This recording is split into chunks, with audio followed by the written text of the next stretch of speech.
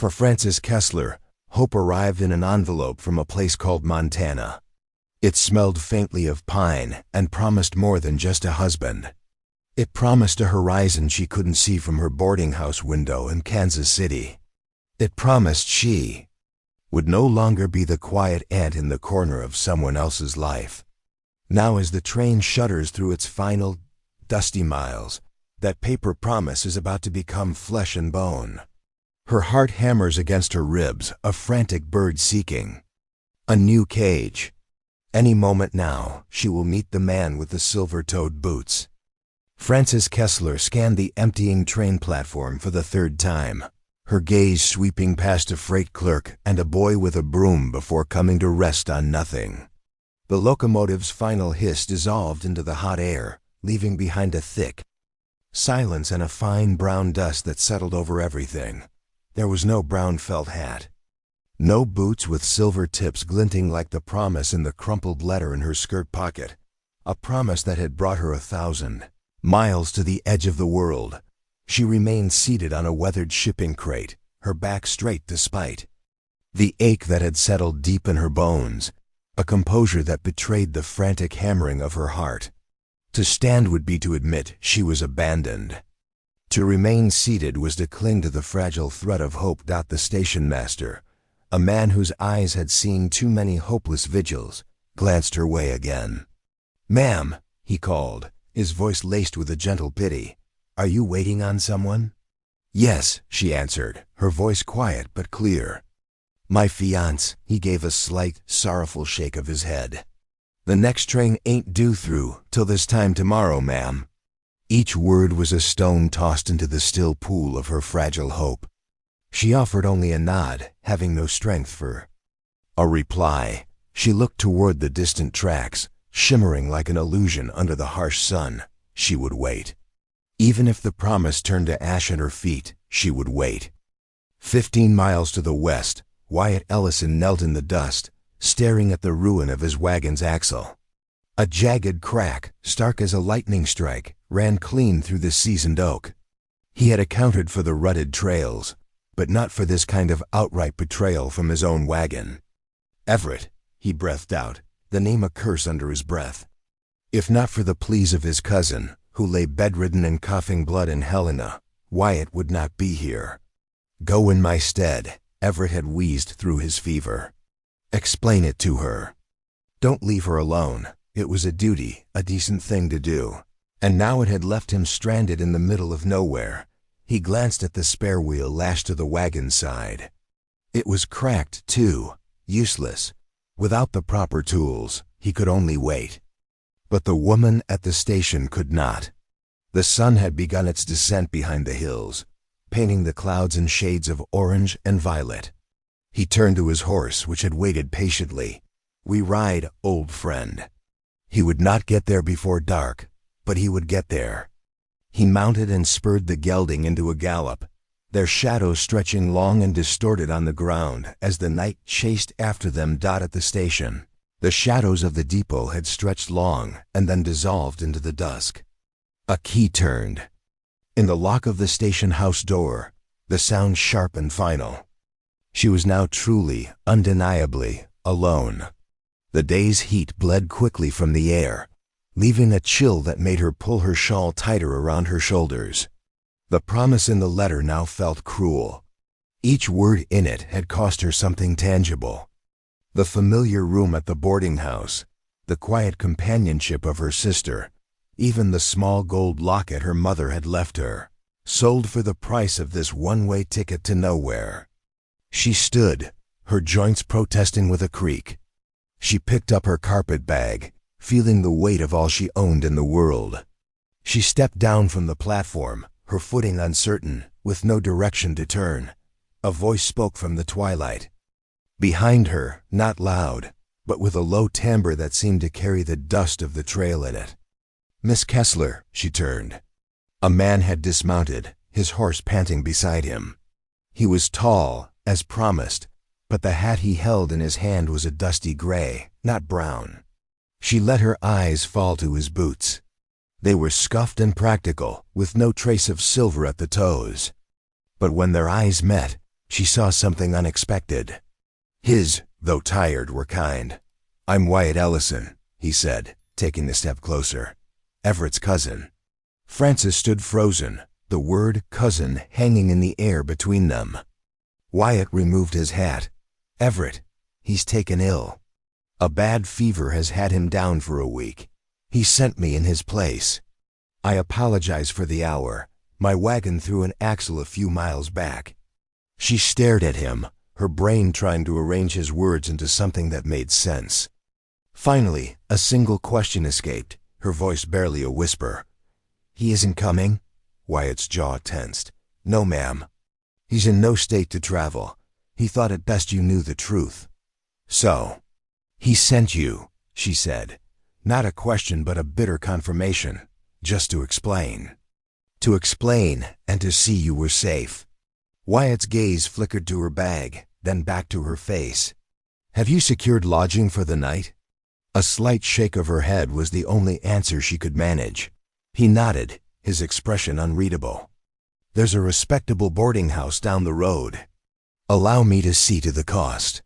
Pride rose up in her, sharp and singular, the only thing she had left. "I have never been an object of charity, sir." He looked directly into her eyes, his gaze steady. "Then don't be," he said, his voice even. "Consider it payment for a day stolen from you on our account." The silence stretched. She considered his words, the unexpected respect in them. Finally, after a long moment, she gave a nod, a barely perceptible dip of her chin. It was an acceptance not of his kindness, but of the hard truth of her situation. He took up his horse's reins and began to walk, and she, after a moment's hesitation, followed him into the darkness of the unfamiliar town. The road to the boarding house was a worn path. The space between them was filled only by the soft scuff of her boots on the hard-packed dirt, and the steady clop of his horse's hooves behind them. The sky above them had deepened to a dark indigo. "It takes a certain kind of courage to travel so far on faith alone," he said, his voice quiet. She glanced at him, her profile a pale silhouette against the deepening twilight. "It wasn't courage," she replied. "It was a belief in what was written." "Me too," he said softly, and she wondered what he could possibly mean by that. The innkeeper gave Frances a small room, tucked beneath the eaves. The porcelain of the wash basin wore a fine web of cracks, and the single window was swollen shut against the damp. Yet it was a space entirely her own, a sanctuary from the eyes of the world. Wyatt paid for 3 nights, leaving the coins on the counter without a word, then merely tipped his hat once before turning and walking back outside. Frances stood by the small window and watched him ride off into the dark. It wasn't what he had said, but what he hadn't. There was no pity in his manner, no flourish of gallantry. Just a quiet, steady decency that settled in her chest like a warm stone. She sat down on the edge of the bed, letting her hands fall to her lap. Maybe tomorrow would be better. Maybe this was not the end of everything. Wyatt did not sleep. He lay under a blanket of stars so vast it made a man feel small, yet his thoughts were fixed on her, on the look in her eyes when she had finally understood. It was a look he knew too well, a brittle shield against utter ruin. He had seen it in the eyes of men who had lost a limb but still had a war to fight. Everett, with his easy words and silver-trimmed fantasies, had never earned the right to cause such a look on a woman's face. The morning light came slow and gold, filtering through the slanted window pane, glancing off the washstand and catching in the loose strands of Frances's hair. She stood at the mirror, pinning her braid into a crown, then lifted the last of her clean collars from her valise. It was creased from the journey, but it was white enough. Downstairs, the dining room smelled faintly of coffee and fried cornmeal. She entered, unsure of her welcome, but the innkeeper's wife merely smiled and waved her toward an empty table. Wyatt came in just after she had finished, tall and trail-dusted, his hat in his hands. He paused at the threshold. "I was hoping I would find you here," he said, his voice low. She finished folding her napkin with deliberate care. Where else was I to go? He waited for her nod before he sat, pulling out the chair across from her and placing his elbows on the table, careful not to crowd her. I took another look at the wagon, he began. Axles cracked. It'll be a week to get a new one sent in from Red Lodge. She met his eyes. And why are you telling me this? Because I thought I might ride out to the homestead this afternoon, he said, his voice even. Bring back some supplies. Perhaps prepare a place for you, if you'd rather not stay in town. I was promised a place there. Her voice was quiet, but it was like steel. Yes, ma'am, he said. And I mean to see that you get it. Frances looked down at her clasped hands on the table. I am not a charity case, Mr. Ellison. No, you are not, he answered, but you were given a promise. And I figure a promise deserves to be honored, even if not in the way one expected. A long moment passed. She looked at him, truly. Looked at him, as if seeing him for the first time without the shadow of his cousin standing between them. You are nothing like him, she stated. The words simple and clean as a polished stone. Wyatt only gave a slight nod. She pushed her chair back and stood, smoothing the front of her dress in a gesture that was all resolve. I will come with you. His eyebrows lifted in surprise. To the homestead, she clarified, her chin rising. I can ride. And I will not be left waiting again. He slowly rose to his feet, a look of understanding in his eyes. All right. They left by mid-morning. Wyatt led a second horse from the livery, a gentle mare with patient eyes. He adjusted the stirrups for her without comment, then handed her the reins with a respectful nod. The trail west opened, wide and silent. A comfortable quiet settled between them, a silence that didn't ask to be filled. The only sounds were the creak of saddle leather and the whisper of the wind through the sagebrush. At midday, they stopped by a narrow stream. Frances dismounted without assistance, walking to the bank to splash water on her face. Wyatt stayed back, giving her space. You were in the war? She asked suddenly, not turning around. He looked at her straight back. Cavalry, he answered. Missouri Regiment. She slowly stood, drying her hands on her skirt. Did you return as you were? She asked, her voice softer now. He looked down at his own hands, resting on the saddle horn. No, ma'am, he said, his gaze distant. No one ever does. They didn't speak of it again. By late afternoon, the landscape began to change. At last, a fence line emerged from the landscape, its posts weathered gray and leaning with the prevailing wind. Beyond it stood a small cabin, 2 rooms of hewn logs under a simple plank roof. Looking as though it had grown from the earth itself, Wyatt led the horses to the trough, then turned to the cabin door. I'll let you go in first, he said. Stepping back, she went inside alone. The room smelled of ash and dry wood. An iron stove sat in the corner, cold but clean. There was a table with a single chair, a cot against the far wall, and a trunk at its foot. There were no curtains, but the window allowed the soft evening light to filter in, illuminating the dust motes dancing in the air. She stood for a long moment, then turned back to the door. Wyatt hadn't moved. It's yours now, if you want. It, he said. She stepped back outside, gently closing the door behind her. It's not much, he said, breaking the silence. But the foundation is stone, and the beams are sound. She looked toward the hills, the wind lifting a strand of her hair. I can work, she said, her voice steady. I can sew and keep hens. I am not afraid of dirt. I never thought you were. She turned to face him fully. Why are you really helping me? He did not look away. Because I looked at you on that platform, and I saw someone who had held up her end of a bargain only to have the other side fall away. I couldn't turn my back on that. Her eyes narrowed. And what do you want in return? I want nothing from you that isn't freely offered. Frances folded her arms across her chest, not in defiance, but to steady herself. I will need time. You can have all the time you need. A wind picked up, carrying the scent of a distant rain. I'll sleep in the barn, he added, until you decide on the next step. She gave a single nod. I would like some coffee, if you have any. A faint, tired smile touched his lips. I'll start the fire.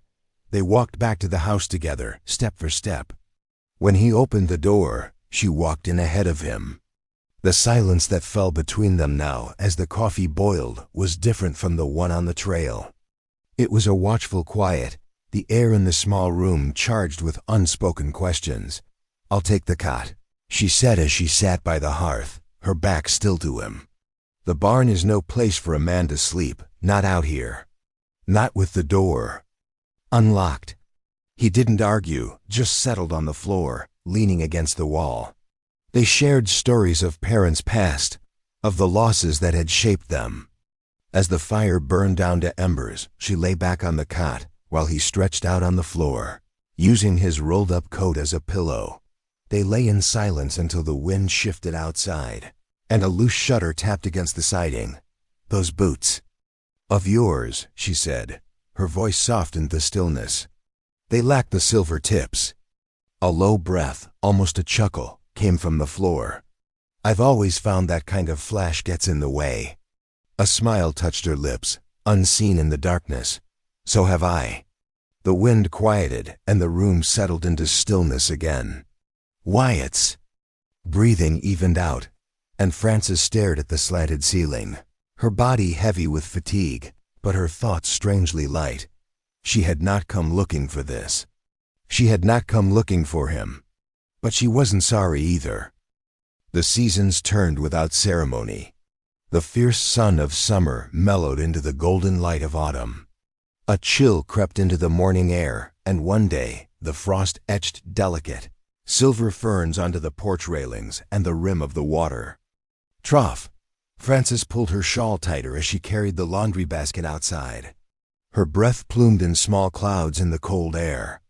Wyatt was already out in the field since before dawn, setting new fence posts before the ground froze too hard. She could hear the faint, steady rhythm of his hammer dot in the long evenings.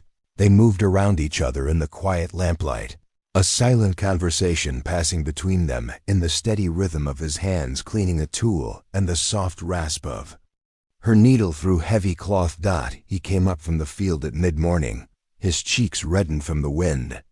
He paused near the porch, watching her pin shirts to the line.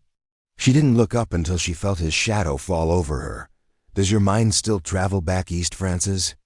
He asked, his voice low, almost carried away by the breeze. She paused, her hands still. Every beam in that house, every nail in that fence, belongs to someone else's story, she said softly. But the life we are living inside of it, that feels like it is becoming my own. He nodded slowly. It is. He was quiet for a moment, studying the horizon. A letter found its way here yesterday, he said. She waited. It was.